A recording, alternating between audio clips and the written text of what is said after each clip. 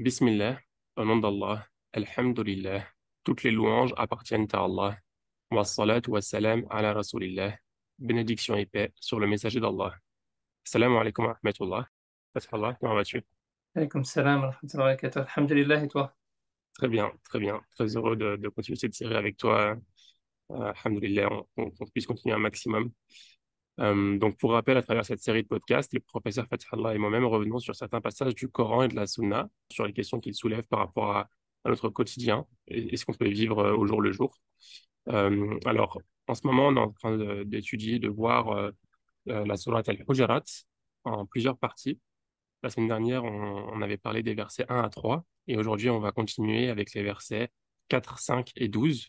Alors, je vais te laisser la main, Fathallah, peut-être expliquer pourquoi on saute des versets aussi. Inch'Allah. Bismillah. أعوذ بالله من الشيطان الرجيم. بسم الله الرحمن الرحيم. إن الذين ينادونك من وراء الحجرات أكثرهم لا يعقلون ولو أنهم صبروا حتى تخرج إليهم لكان خيرا لهم والله غفور رحيم. Ceux qui t'appellent à haute voix de derrière les appartements, la plupart d'entre eux ne raisonnent pas. Et s'ils patientaient jusqu'à ce que tu sortes à eux, ce serait certes mieux pour eux. Allah, cependant, est pardonneur et miséricordieux. Je vais lire tout de suite le verset 12 et j'expliquerai après pourquoi on fait un lien de cette manière-là. يا أيها الذين آمنوا اجتنبوا كثيرا من الظن إن بعض الظن إثم ولا تجسسوا ولا يغتب بعضكم بعضا أيحب أحدكم أن يأكل لحم أخيه ميتا فكرهتموه واتقوا الله إن الله تواب رحيم. Ô vous qui avez cru, évitez de trop conjecturer sur autrui, car une partie des conjectures est péché. Et n'espionnez pas et ne médisez pas les uns les autres. L'un de vous aimerait-il manger la chair de son frère? Non, vous en aurez horreur. Et craignez Allah, car Allah est grand, accueillant au repentir, très miséricordieux. En fait, on avait vu la dernière fois le passage introductif de Surat al-Hujurat qui, je le rappelle, est une sourate qui détermine les relations entre les croyants. Et au cœur de la sourate, on le verra plus tard, il y a un verset important qui parle de la gestion des conflits entre les croyants. Et en réalité, pour sortir d'une situation de conflit, ce verset qui est un passage central de la sourate, euh, on va le comprendre en remontant sur les enseignements qu'il y a en amont et en aval de la sourate, puisque c'est une sourate qui est cyclique, dans le sens où les passages qui sont au début font écho aux passages qui sont à la fin, les passages qui sont en seconde position font écho à des passages qui sont en avant-dernière position, etc. Mais ça, on le verra plus clairement lors de, je pense, la dernière séance qu'on fera sur Surat al-Hujurat, où ce sera plus clair. Et donc c'est pour ça que là, on passe des versets 4 et 5 au verset 12, parce qu'ils se font écho les uns aux autres. Euh, et ces passages-là, en réalité, autant on avait vu la dernière fois que dans toute situation de vie, dans toute épreuve de vie, et notamment dans les conflits, ce qui est d'important, c'est de toujours se rappeler que l'épreuve vient d'Allah subhanahu wa ta'ala et d'abord, avant d'être attentif à la personne qui est en face de nous ou à la difficulté qu'on a en face de nous, d'être attentif au fait que c'est Allah subhanahu wa ta'ala qui nous parle, puisque c'est lui qui décrète l'épreuve. Et d'abord de commencer par lui répondre à lui avant de vouloir répondre à X ou à Y ou à qui que ce soit d'autre, ou même à soi-même. Sauf que ça, c'est une chose qui est certes très importante et fondamentale, mais il y a quand même un certain pragmatisme dans la manière dont Allah subhanahu wa ta'ala nous éduque et dans la manière dont le prophète alayhi salam, nous a transmis le message qui veut que dans une situation quelle qu'elle soit, on a des leviers qu'on doit pouvoir actionner pour aussi pouvoir solutionner les problèmes. Ça n'est pas qu'une question spirituelle au sens mystique du terme. Certes, s'asseoir, invoquer Allah subhanahu wa ta'ala, lui parler, prier la nuit, etc. Toutes ces choses-là sont importantes, mais la spiritualité, elle se traduit dans des actes. Elle se traduit dans un certain comportement. Et là, ce qu'on va voir dans ces versets, c'est que notamment dans le premier passage, Allah subhanahu wa ta'ala, il nous parle du fait que certaines personnes, d'ailleurs les circonstances de révélation, sont liées à une tribu qui était venue interpeller le prophète alayhi salatu wassalam. Et on dit qu'il arrivait souvent que les tribus fassent ce genre de choses. Et elles venaient, elles interpellaient le prophète alayhi salatu wassalam, notamment dans des moments qui ne sont pas des moments appropriés. On considère que le moment de la sieste était un moment très important chez les Arabes. Et ils venaient et ils l'appelaient de derrière les appartements comme si c'était un dû et un devoir de sa part que de sortir et de leur répondre. Et le prophète, alayhi salatu wassalam, gêné, le faisait, il sortait, il venait, il répondait à leur appel.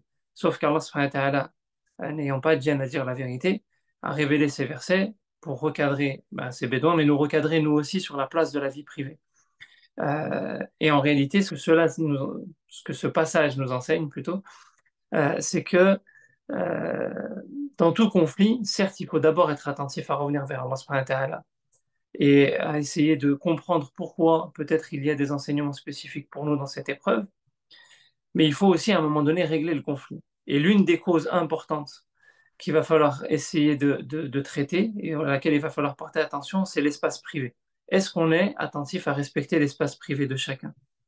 Dans ce premier passage, Allah subhanahu wa ta'ala dit, ceux qui t'appellent à haute voix derrière les appartements, la plupart d'entre eux ne raisonnent pas. Euh, et s'ils patientaient jusqu'à ce que tu sortes à eux, ce serait certes mieux pour eux. Allah, cependant, est pardonneur et miséricordieux. On est clairement dans la préservation de l'espace privé. Et on a énormément de textes du prophète alayhi salatu wassalam, qui abondent dans ce sens-là, et même d'autres versets du Coran qui nous enseignent qu'on n'a pas le droit de rentrer chez quelqu'un sans demander son autorisation.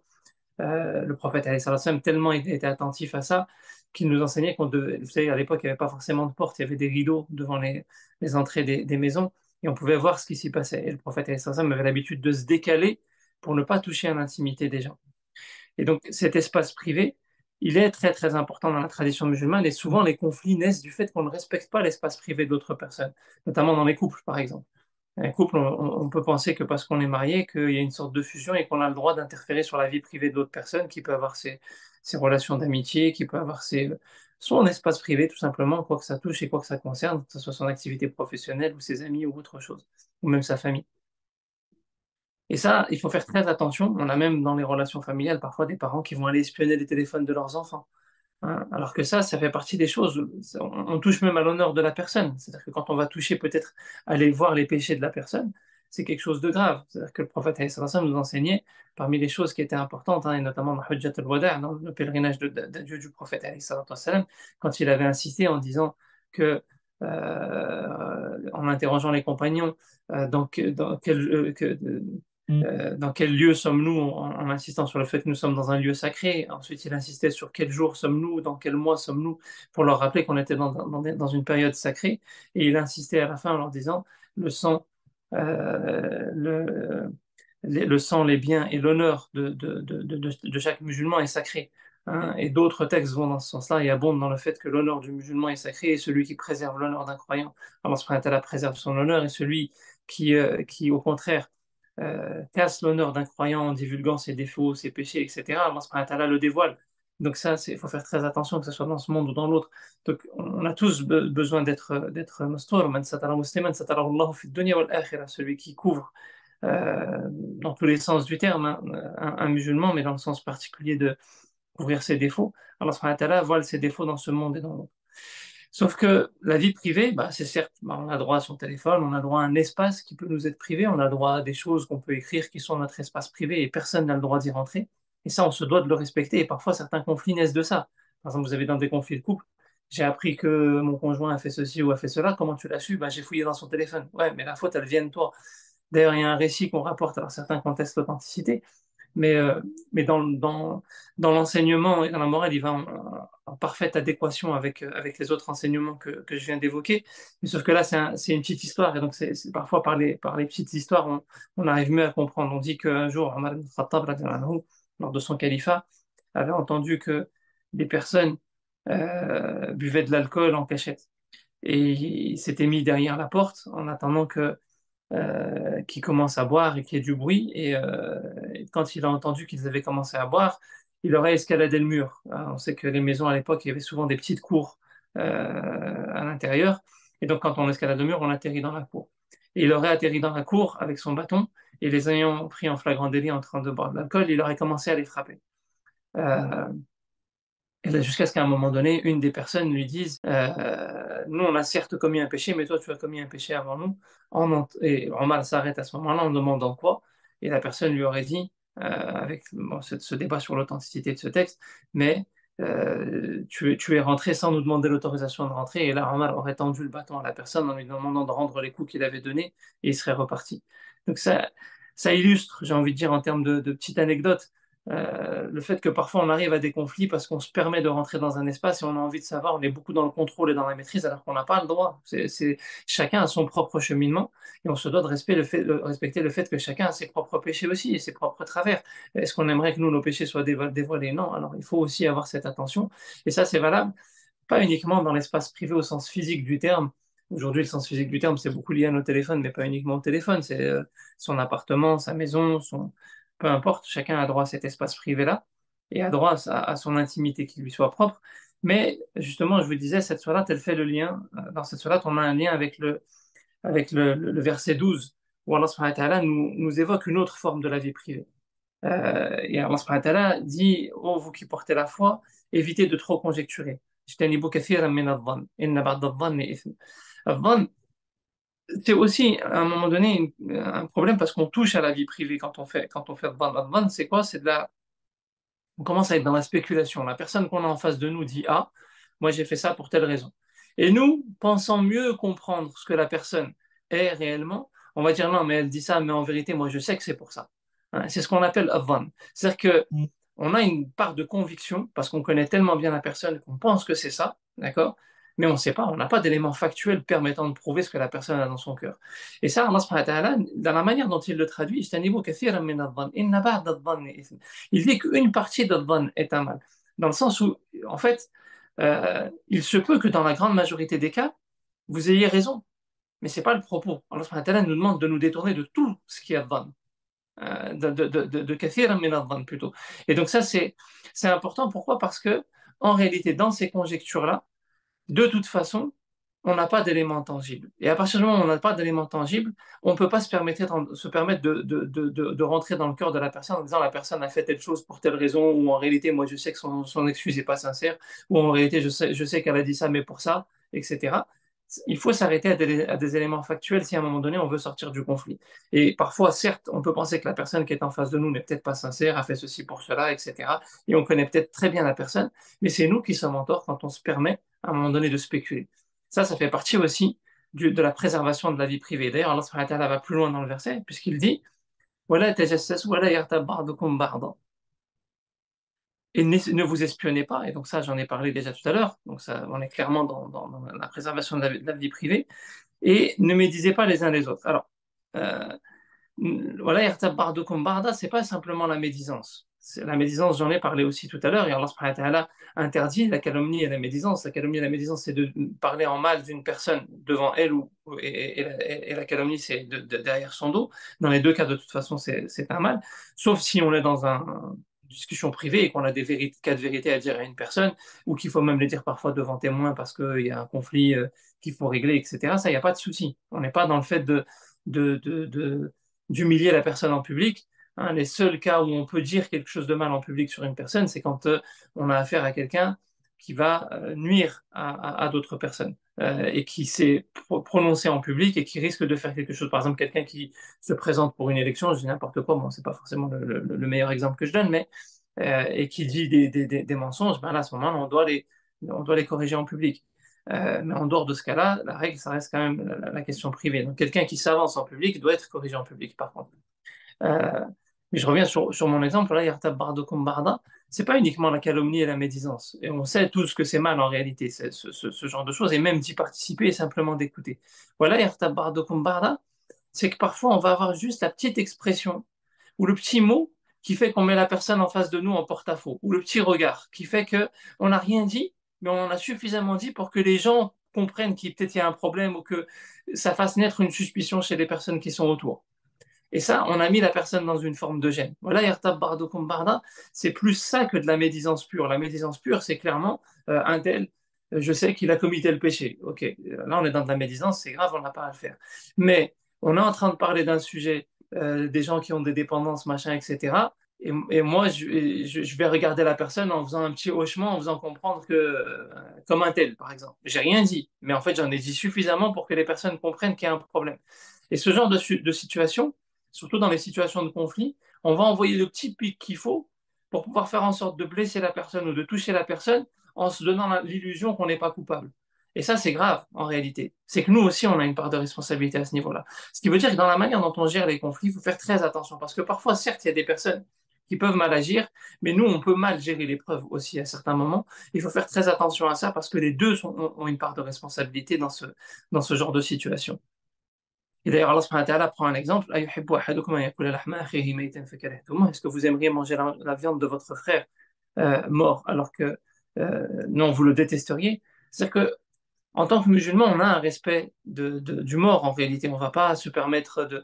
Bon, dans certains cas, certains n'ont même pas ce respect-là, mais dans la majorité des cas, les gens ont quand même le respect du mort. Ils ne vont pas calomnier sur un mort au moment de ça, alors que le corps est devant nous, on est en train de l'enterrer, etc.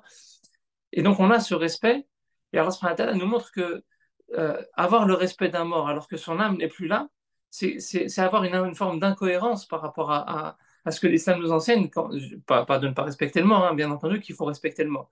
Mais un vivant dont l'âme est présente, c'est encore plus important. On se devrait de respecter. Et il prend l'exemple de manger la chair, mais parce que la chair est beaucoup moins importante que l'âme. C'est-à-dire qu'un être vivant qui a son âme en lui, ne pas le respecter, est beaucoup plus grave que ne pas respecter un mort dont il n'y a plus l'âme qui est présente. Tu manges la chair, c'est grave, ça se fait pas, d'accord? Mais manger l'âme de la personne, c'est encore plus grave. Et donc, on a besoin à un moment donné de percuter sur ce à quoi on donne de l'importance. On est beaucoup focalisé sur des choses visibles et matérielles, et on oublie la dimension invisible des choses et l'impact que ça a que de parler en mal d'une personne, que de toucher à son espace privé, et des conséquences dans le monde invisible, y compris sur nos propres cœurs. Et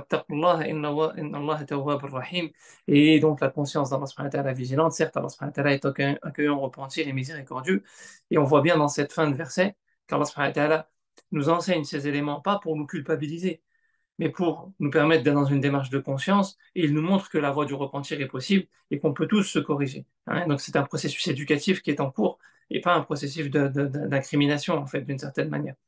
Donc voilà, je pense dans la manière dont on gère nos épreuves, parfois on est souvent dans le fait de chercher à déterminer la culpabilité de l'un ou de l'autre.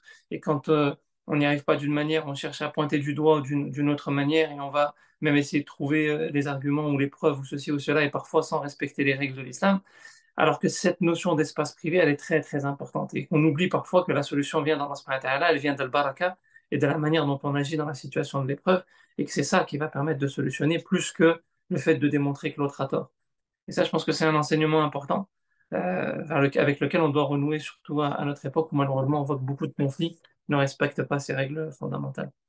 Je sais pas ce que ça fait écho chez toi, Abdrahman, mais ce à quoi ça fait écho chez toi. Non, c'est vraiment intéressant. Et puis, tu évoquais surtout au début le fait de respecter le temps. Donc là, c'est le temps privé, mais de manière générale, en fait, il y a un gros challenge d'organiser son temps.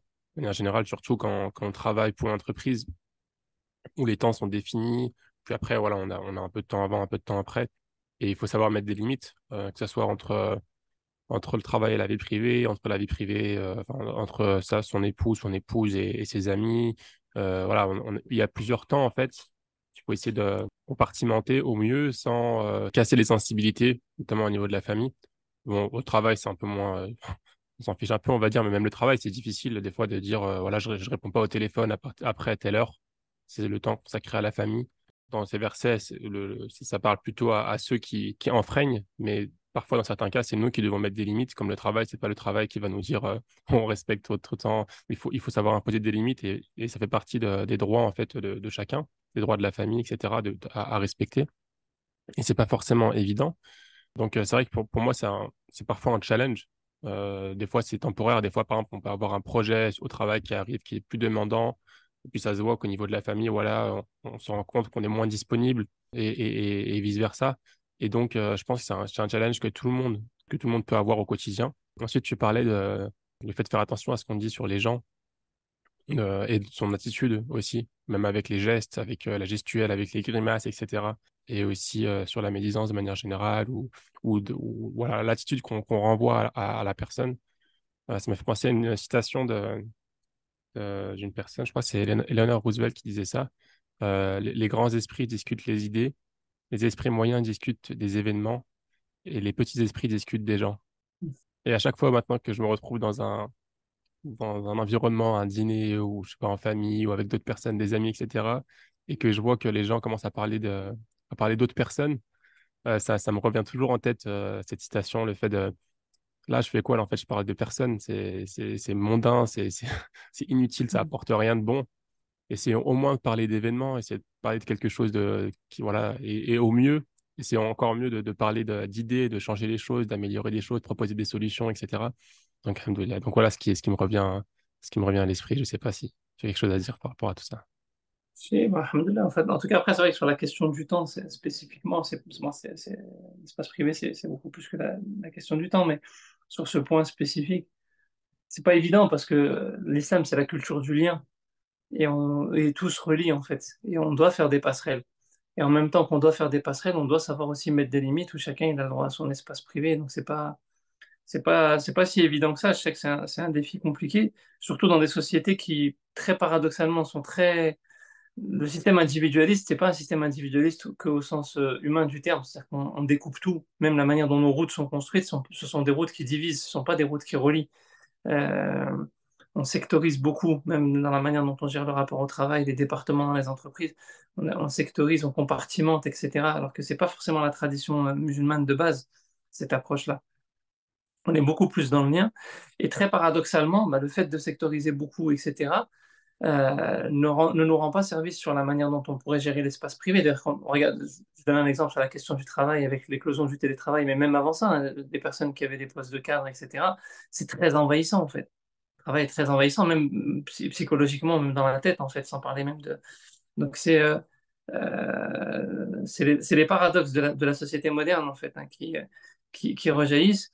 Et c'est vrai qu'après arriver à prendre un pas de recul et renouer avec d'autres approches où certes on est beaucoup plus dans le lien, mais ce lien justement doit permettre à un moment donné de dire non, là stop, il y a un seuil limite, ça ne te concerne plus, ça concerne, c'est mon champ à moi, et même l'organiser. Hein, le prophète alayhi salam avait ses moments privés à lui qui lui appartenaient. Et parfois, ces moments privés, il les partageait avec d'autres, notamment par exemple ses prières de nuit ou des choses comme ça. Donc ça, c'est important. C'est important qu'à un moment donné, on arrive à redéfinir les espaces, redéfinir les temps, etc. Mais alhamdoulilah, je pense que il y a une prise de conscience en tout cas du fait que il y a beaucoup de choses qui vont pas dans les rythmes actuels et dans les modes de fonctionnement actuels. Après, on n'a pas forcément toujours les leviers pour pouvoir actionner les changements. Bon, ça c'est difficile sur une courte vidéo de s'étaler autant, mais il y en a, ça existe. Ouais. Bah, écoutez, faites-nous savoir, envoyez-nous un message si cet épisode vous fait écho. Et aussi, n'hésitez pas à nous faire des feedbacks, des retours. En tout cas, on approche de la fin de l'épisode. Fatala, je te remercie. Je vais te laisser conclure, Inch'Allah, et puis on continuera la prochaine fois avec la suite de la sourate Al-Hujarat. Barakallahu fik, Abdurrahman. Euh, on demande à Allah subhanahu wa ta'ala de nous accorder la sincérité dans tout ce qu'on entreprend. On demande de nous accorder une parole juste et véridique et utile et bénéfique. On demande à Allah subhanahu wa ta'ala de faire qu'on soit parmi ceux qui disent et qui agissent et qui font, de nous faire rentrer au paradis sans décompte, de Amin. nous réunir avec le prophète alayhi salatu wassalam, ainsi que nos familles respectives dans les plus hauts degrés du paradis, de nous préserver de nos propres défauts, de nos propres péchés, de nos propres manquements et de nous pardonner. On demande à Allah subhanahu wa ta'ala de cacher nos défauts et de cacher le défaut de nos frères et de nos familles et des croyants. On demande à Allah subhanahu wa ta'ala de soutenir tous ceux qui subissent des injustices sur terre, et notamment en Palestine, de les aider, de leur accorder sa protection, de leur accorder son soutien, de leur accorder son secours. On demande à Allah subhanahu wa ta'ala la rectitude en toutes choses. سبحانك اللهم وبحمدك أشهد أن لا إله إلا أنت وأستغفرك وأتوب إليك وأستغفرك وأتوب إليك ونستغفرك ونتوب إليك اللهم اجعل جمعنا هذا جمعا مرحوما وتفرقنا من بعده تفرقا معصوما ولا تجعل فينا ولا معنا شقيا ولا محروما ولا معذب بنار يا عزيز يا رحمن وصل اللهم على نبينا محمد وعلى آله وأصحابه أجمعين وآخر دعوانا أن الحمد لله رب العالمين الله فيكم Alhamdulillah, Rabbil Alamin. Wa fik barakallah. À bientôt, Inch'Allah, tout le monde. Bientôt, à Fatah Allah. bientôt Salam alaikum. à bientôt. Salam.